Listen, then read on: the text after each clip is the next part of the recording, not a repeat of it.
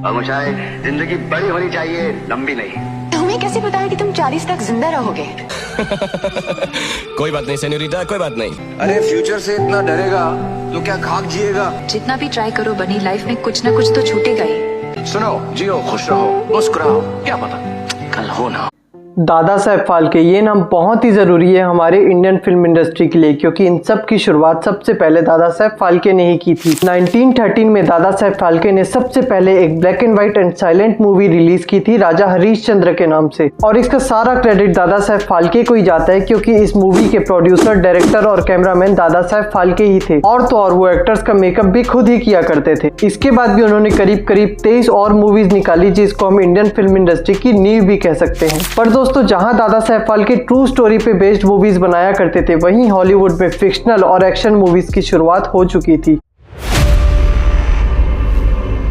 इन silent फिल्मों का दौर खत्म हुआ और इंडियन फिल्म इंडस्ट्री की हिस्ट्री क्रिएट हुई 14 मार्च 1931 को, जब अर्देशीर ईरानी ने अपनी पहली speaking film Alam Ara release की। इस फिल्म को उन्होंने 1929 में हॉलीवुड में बनी एक फिल्म बोट से इंस्पायर्ड होकर बनाया था, जिसके लिए उन्होंने भी सबसे पहले वॉइस ओवर करवाया और फिर उसको मूवीज के सीन्स और पिक्चर्स के हिसाब से सिंक किया।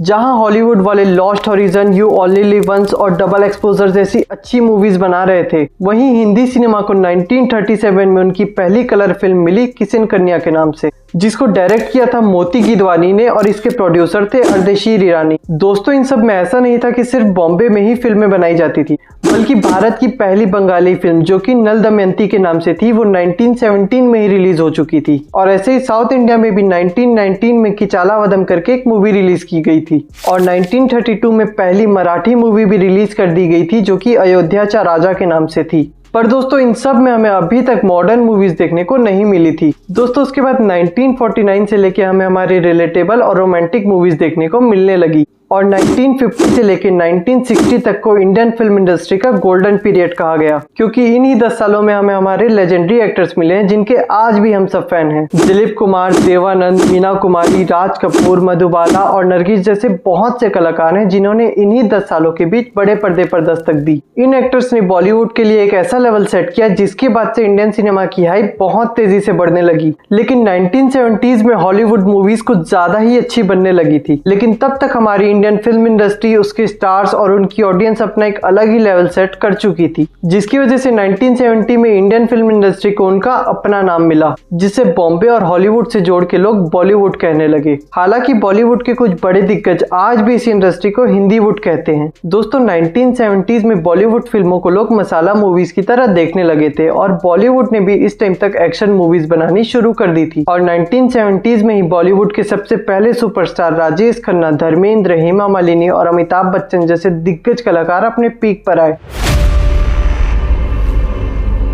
द पैनाविजन पैनाफ्लेक्स गोल्ड, ये नाम आम था 1990s के डायरेक्टर्स के लिए। ये अपने compact design, easy to use और मोशन पिक्चर काफी अच्छे से कैप्चर करने की वजह से हर किसी की विश लिस्ट में था। इससे पहले निकॉन F2 करके एक कैमरा आता था, उसी से लोग शूट किया करते थे, और इसी टाइम में मिले हमें हमारे तीनों खान्स। दोस्तों, इन तीनों खान्स की मूवी ने बॉलीवुड को एक नया ही रास्ता दिखा दिया। जैसे कि हम आपके हैं कौन से पहले बॉलीवुड में सिर्फ एक्शन मूवीज ही देखने को मिलती थी, पर सूरज बारजात्या ने इन मारामारी से दूर हिंदी ऑडियंस को कुछ लाइक फैमिली मूवी जैसा दिया, और उसके बाद हम साथ साथ हैं, कभी खुशी कभी गम, इस टाइप की मूवीज बनने लगी। और DDLJ जैसी मूवीज को तो कोई शायद ही भूल पाए। और 21st सेंचुरी की स्टार्टिंग में ही कोई मिल गया जैसी सुपर डुपर हिट मूवी में बॉलीवुड को उनका पहला सुपर हीरो भी मिल गया, और उसके बाद तो आज तक बॉलीवुड पे कोई भी फुल स्टॉप नहीं लगा पाया है। हाँ, ये कहा जा सकता है कि अगर आज के टाइम में बॉलीवुड को अगर साउथ का सहारा ना मिला होता तो वो डूब सकता था। अगर इसके बारे में डिटेल्ड वीडियो चाहिए तो कमेंट में नेक्स्ट पार्ट टाइप कर दो, मैं वो भी बनाऊंगा। बॉलीवुड से जुड़ी ऐसी बेस्ट स्टोरीज और इंटरेस्टिंग वीडियोस के लिए सिंग फैक्ट चैनल को सब्सक्राइब करना मत भूलना।